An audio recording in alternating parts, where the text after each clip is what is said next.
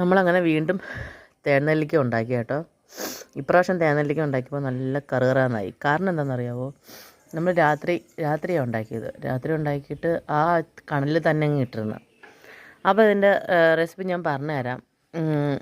വേറെ ഒന്നുമില്ല.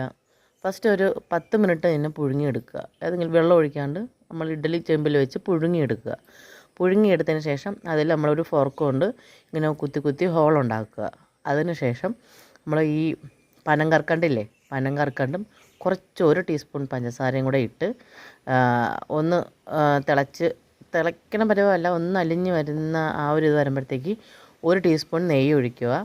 അതിനുശേഷം ഈ നെല്ലിക്ക മൊത്തം എടുത്ത് അതിൻ്റെ മീതെ പറക്കിയിട്ടിട്ട് അടച്ച് വയ്ക്കുക. അടച്ച് വയ്ക്കണമെന്നുമ്പോൾ ഒരു 10 മിനിറ്റ് കൂടുമ്പം അടപ്പ് തുറന്ന് ഇങ്ങനെ ഇളക്കി കൊടുക്കുക. ഇളക്കുമ്പോൾ ശ്രദ്ധിക്കുക പൊടിഞ്ഞു പോകാണ്ട്. നല്ലപോലെ തിളച്ച് വരുമ്പോൾ പിന്നെ പൊടിഞ്ഞു പോകത്തില്ല. പിന്നെ നമുക്ക് നല്ലപോലെ അത് ഇളക്കി എടുക്കാം കേട്ടോ. അതിന് ശേഷം ഒരു കുറേ ടൈം നമ്മൾ ഈ കളർ വരെ ആവുന്നവരെ അങ്ങനെ ഇട്ടില്ലെങ്കിൽ അപ്പോൾ നല്ലപോലെ തിളച്ചിങ്ങനെ കുറുകി വരുന്ന ടൈമിൽ അങ്ങ് അടയ്ക്കാതെ അങ്ങ് തുറന്ന് അങ്ങ് ആ കണലിൽ തന്നെ അങ്ങ് ഇട്ടിരുന്ന പിറ്റേന്ന് രാവിലെ ആകുമ്പോൾ ഇതേപോലെ കറാന്നാവും കേട്ടോ. ഞാൻ ഇനി നിങ്ങൾക്കിത് കഴിച്ച് കാണിച്ചു തരാം എങ്ങനെയാണെന്ന്. കണ്ടോ, പിറ്റേന്ന് രാവിലെ ആകുമ്പോഴത്തേക്ക് ആ തണുത്ത ഇതിൽ കുറച്ച് തേനും കൂടെ ഒഴിച്ചെടുക്കണം കേട്ടോ. എന്നാലേ കാണിച്ചു തരാം.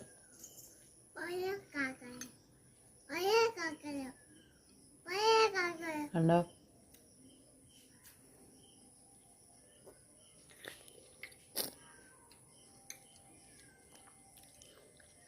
അകത്ത് നല്ലപോലെ ആ തേൻ പിടിച്ച് കണ്ടോ, അടിപൊളിയാവും. ഇതുകൊണ്ട് എൻ്റെ അകത്ത് കുരുവിൽ വരെ തേൻ പിടിച്ചു. സംഭവം സൂപ്പറാണ്. എല്ലാവരും ഉണ്ടാക്കി നോക്കണം കേട്ടോ. കാരണം അന്ന് എനിക്ക് വീഡിയോ എടുക്കാൻ ഒരു മൂഡില്ലായിരുന്നു. അതുകൊണ്ട് ഞാൻ നിങ്ങൾക്ക് പറഞ്ഞു തന്നെ. ഇനി ഉണ്ടാക്കുമ്പം ഞാൻ വീഡിയോ ആയിട്ട് ഇടാം കേട്ടോ. നിങ്ങളെല്ലാവരും ഉണ്ടാക്കി നോക്കണം കേട്ടോ. നല്ല ടേസ്റ്റാണ്. ചൂടോടെ തേനൊഴിക്കരുത്. പിറ്റേന്ന് ആകുമ്പോഴത്തേക്കും തണുത്ത് കിടക്കും. അപ്പോൾ നിങ്ങൾക്ക് എത്രത്തോളം ഒഴിക്കുമ്പോൾ അത്രത്തോളം നല്ലതാണ്. നിങ്ങളുടെ ഇഷ്ടത്തിന് തോന്നുകയാണെങ്കിൽ തോനെ തേനൊഴിക്കാം, കുറച്ചാണെങ്കിൽ കുറച്ച് തേനൊഴിക്കാം. അപ്പം തേനോടെ ഒഴിച്ച് ഇളക്കി എടുക്കണം കേട്ടോ. കണ്ടോ,